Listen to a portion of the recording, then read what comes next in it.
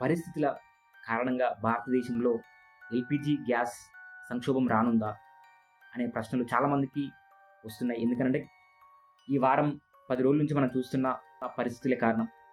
ఎందుకంటే కొన్ని ప్రధాన నగరాలలో హోటల్స్, రెస్టారెంట్స్, హాస్టల్స్ అంటే భోజనానికి రెస్టారెంట్‌కి సంబంధించిన వ్యాపారాలు చాలా వరకి కొంచెం ఆహ్, ఇబ్బందులు పడుతున్నాయి. కాబట్టి వీటిని చూస్తే మనకు అర్థమవుతుంది.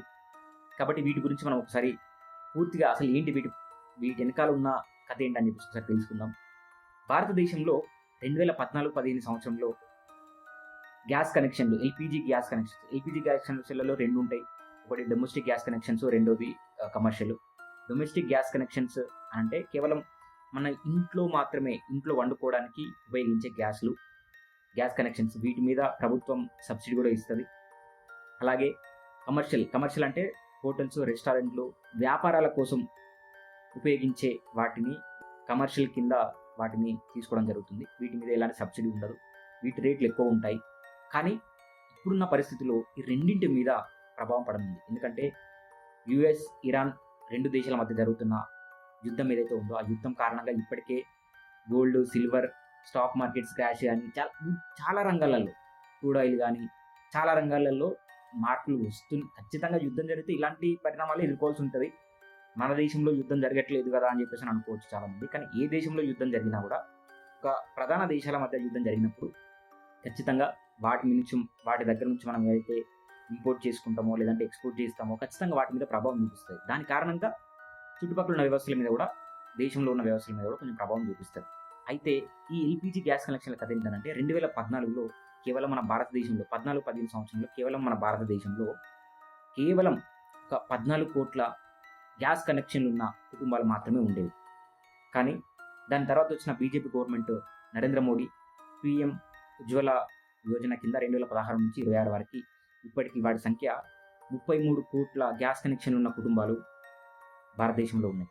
వీటందరికీ ఎల్పిజి గ్యాస్ అవసరం. కేవలం 19 కోట్ల కొత్త గ్యాస్ కనెక్షన్లు నరేంద్ర మోడీ గవర్నమెంట్లో పెంచడం, చాలా గ్రామీణ ప్రాంతాల్లో కూడా వీటి వినియోగంలోకి తీసుకురావాలి అని చెప్పేసి వారు ఒక ప్రధాన ధ్యేయంతో ముందుకొచ్చారు. అది సక్సెస్ అయింది. కానీ ఇప్పుడున్న పరిస్థితుల్లో అసలు మనం భారతదేశంలో ఎంత వినియోగంలో ఉంది, ఎంత ప్రొడక్షన్లో ఉందని చెప్పేసి మనం ఒకసారి అర్థం చేసుకోవాలి.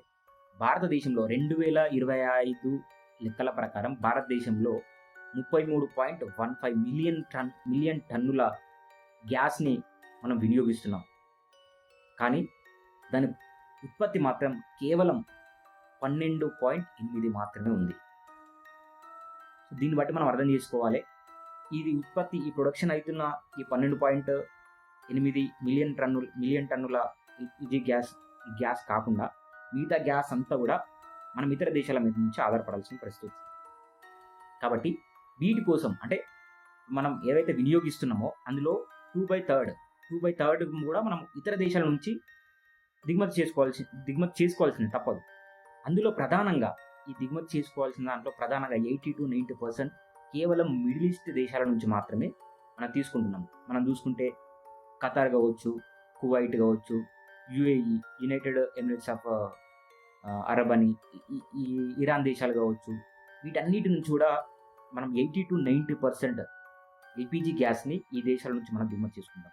ఇప్పుడు ఆ దేశాల చుట్టుపక్కలలోనే యుద్ధం జరుగుతుంది కాబట్టి ఆ దేశాలు పరోక్షంగా కూడా, ప్రత్యక్షంగానో లేదంటే పరోక్షంగా యుద్ధంలో భాగస్వాములు అవుతున్నాయి కాబట్టి తప్పని పరిస్థితుల్లో ఖచ్చితంగా ఈ సంక్షోభం ఉంటుంది.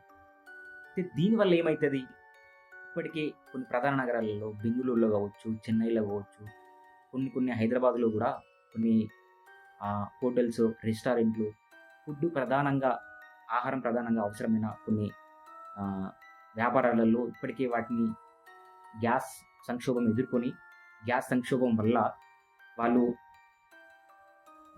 మూతపడిన సంఘటనలు చూస్తున్నాము. ఇప్పటికైతే కొంతమంది యూత్ కూడా ఇప్పటికే ఇన్స్టాగ్రామ్లో రీల్స్ కూడా చేస్తున్నారు. మాకేమొద్దు, మాకు గ్యాస్ ఇస్తే మేము కుక్ చేసుకుంటాము, వంట చేసుకొని తినేస్తామని చెప్పేసి. సో ఫన్నీగా అంటే పరిస్థితి అంతదాకా వచ్చింది. అయితే ఈ మొత్తం వ్యవహారం వల్ల ప్రధానంగా జరిగే ప్రభావాలు ఎట్లుంటాయంటే, పెద్ద పెద్ద నగరాలలో హైదరాబాద్, బెంగళూరు, చెన్నై, ఇంకా ఉత్తర భారతదేశంలో కూడా ముంబై లాంటి, ఢిల్లీ లాంటి కొన్ని ప్లేసులలో ఖచ్చితంగా ఇంకొద్ది రోజులలో ఆ సంక్షోభం కొంచెం పరిస్థితి ఇలాగే యుద్ధం ఇలాగ కొనసాగితే గిన కొద్ది రోజులలో పరిస్థితి కొంచెం తీవ్రంగా తయారవ్వచ్చు. అయితే ఈ మొత్తం వ్యవహారం వల్ల మనకి ప్రధానంగా చూసుకుంటే కొన్ని పరిస్థితులు మనం ఎదుర్కోవాల్సిన పరిస్థితి వస్తది. ప్రభావం ఎంత తీవ్రంగా ఉంటదో చూడు కొన్ని ప్రధాన నగరాలలో ఇప్పటికే చెన్నై కావచ్చు, బెంగుళూరు, అలాగే హైదరాబాద్‌లో కొన్ని ప్రాంతాలు, కొన్ని వ్యాపారాలు, ఆహారానికి సంబంధించిన వ్యాపారాలు ఏవైతున్నాయో వాటి మీద ప్రభావం కనిపిస్తుంది ఇప్పటికే.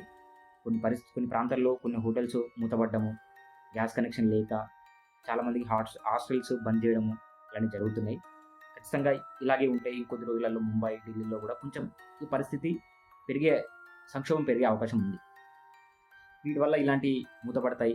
అలాగే వీధి వ్యాపారాలు చేసుకునే వాళ్ళు, చిన్న చిన్న వ్యాపారాలు, హోటల్స్, స్ట్రీట్ ఫుడ్స్ చేసుకునే వాళ్ళు, వాళ్ళ మీద కూడా ప్రభావం పడుతుంది. ఖచ్చితంగా వాళ్ళ వ్యాపారాలను మూసివేయాల్సిన పరిస్థితి వస్తుంది.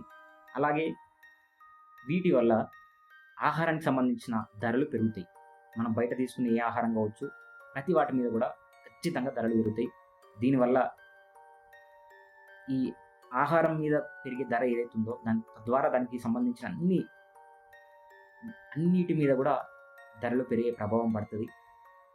ఇప్పటికే ఎల్పిజి డొమెస్టిక్ గ్యాస్ మీద రూ. 60 10 రోజుల క్రితం డొమెస్టిక్ గ్యాస్ మీద రూ. 60, అలాగే కమర్షియల్ గ్యాస్ మీద రూ. 115 ఇప్పటికే ప్రభుత్వం పెంచింది. దీని కారణంగా ఖచ్చితంగా ఇతర వ్యవస్థల మీద కూడా ప్రభావం పడుతుంది. ఖచ్చితంగా ధరలు పెరగడానికి ఆస్కారం ఉంది. కాబట్టి భారత ప్రభుత్వం వీటి కోసం ఏం చేయాలి? ఆల్రెడీ వాళ్ళు చేయట్లేదని కాదు, చేస్తున్నారు. విపరీతంగా ప్రయత్నం చేస్తున్నా కూడా మన దగ్గర 80-90% మనము ఇతర దేశాల మీద నుంచి ఆధారపడుతున్నాం కాబట్టి ఈ అదర్ కంట్రీస్ డిపెండెన్సీని మనం తగ్గించుకోవాలి. ఇతర దేశాల మీద డిపెండెన్సీ అనేది తగ్గించుకోవడం కోసం భారతదేశం కొన్ని చర్యలు తీసుకోవాలి. డొమెస్టిక్ గ్యాస్ ప్రొడక్షన్ని పెంచుకోవాలి. ఇప్పటికి ఏదైతే మనము 12.8 మిలియన్ టన్నులను ఏదైతే మన ప్రొడక్షన్ ఉందో దాన్ని ఇంకా పెంచుకోవాలి. ఖచ్చితంగా పెంచుకోవాల్సిన అవసరం ఉంటుంది. ఎందుకంటే ఇతర దేశాల మీద ఆధారపడడం అనేది ఎప్పటికైనా ప్రమాదమే. ఎందుకంటే ఇంకొద్ది రోజులలో ఇంకేదైనా యుద్ధ వాతావరణం రావచ్చు. యుద్ధం జరిగినా కూడా 1 సంవత్సరం కాలం వరకు భారతదేశంలో ఇతర దేశాల నుంచి గ్యాస్ మనము ఇంపోర్ట్ చేసుకోకపోయినా కూడా భారతదేశంలో గ్యాస్కి సంబంధించిన ఎలాంటి సంక్షోభం ఎదుర్కోలేము. అంత వ్యవస్థలు బాగున్నాయి అని చెప్పేసి అంత విధంగా మనము ప్రొడక్షన్ చేసుకోవాలి. లేదు అని అంటే స్ట్రాటజిక్గా రిజర్వ్ చేసుకోవాలి. అంటే చాలా ఎక్కువ మొత్తంలో ఇంపోర్ట్ చేసుకొని ఖచ్చితంగా 1 సంవత్సరం కాలానికి అనుగుణంగా 1 సంవత్సరం కాలానికి సరిపడా గ్యాస్ని మనం ముందే రిజర్వ్ చేసుకుంటే ఇలాంటి సంక్షోభమైన పరిస్థితుల నుంచి మనల్ని మనం కాపాడుకునే పరిస్థితి, మనల్ని మనం కాపాడుకోవచ్చు. అలాగే ఇంపోర్ట్ కూడా కేవలం ఇప్పుడు మనం మిడిల్ ఈస్ట్ దేశాల నుంచి మాత్రమే ఇంపోర్ట్ చేసుకుంటున్నాము. కువైట్ కానీ, ఖతార్ కానీ, యుఏఈ కానీ, ఇరాన్ కానీ ఈ దేశాల నుంచి మాత్రమే మనం ఇంపోర్ట్ చేసుకుంటాం. కానీ ఈ ఇంపోర్ట్ అనేది ఖచ్చితంగా ఇంపోర్ట్ డైవర్సిఫికేషన్ అనేది మనం పెంచుకోవాలి. ఎందుకంటే ఇతర దేశాల నుంచి ఆస్ట్రేలియా నుంచి కావచ్చు, యూఎస్ నుంచి కావచ్చు, అంటే ఇంకా కొన్ని వేరే దేశాల నుంచి కూడా మనం ఇంపోర్ట్ అనేది పెంచుకుంటే సో ఖచ్చితంగా ఈ యొక్క దేశంలో ఎలాంటి సంక్షోభము లేదంటే క్రిటికల్ క్రైసిస్లో ఉన్నా కూడా ఆ ప్రభావం మన దేశం మీద పడకుండా మనం ఇది చేసుకోవచ్చు. యుద్ధం ఇలాగే కొనసాగితే ఖచ్చితంగా ఇంకొద్ది రోజుల్లో మనం ఈ సంక్షోభం ఎల్పిజి గ్యాస్ సంక్షోభం మనం ఎదుర్కొనే అవకాశం భారతదేశంలో ఉంది. కానీ అలాంటి పరిస్థితి ఇండియన్ గవర్నమెంట్ రానివ్వదని చెప్పేసి అనుకుంటున్నాను. ఎందుకంటే భారతదేశానికి ఇతర దేశాల నుంచి ప్రత్యేకంగా అయితే ఈ మిడిల్ ఈస్ట్ దేశాల నుంచి అంటే ఇరాన్ కావచ్చు, కువైట్, ఖతార్ ఈ దేశాల నుంచి మనకి మంచి సత్సంబంధాలు ఉన్నాయి. కాబట్టి ఖచ్చితంగా మనకి కొంచెం దాని ప్రభావం వల్ల కొంచెం రేట్లు పెరగడము లేదంటే కొద్ది రోజులు అటు ఇటుగా అవ్వడం జరుగుతుంది కావచ్చు. కానీ ఖచ్చితంగా ప్రమాదం అయితే ఏముండదు. ఈ సంక్షోభం నుంచి మనం తొందరలోనే అంత తీవ్రమైన సంక్షోభం అయితే రాకపోవచ్చు అని చెప్పేసి నేను బలంగా నమ్ముతున్నా. కానీ చూద్దాం ఏమవుతుంది అనేది.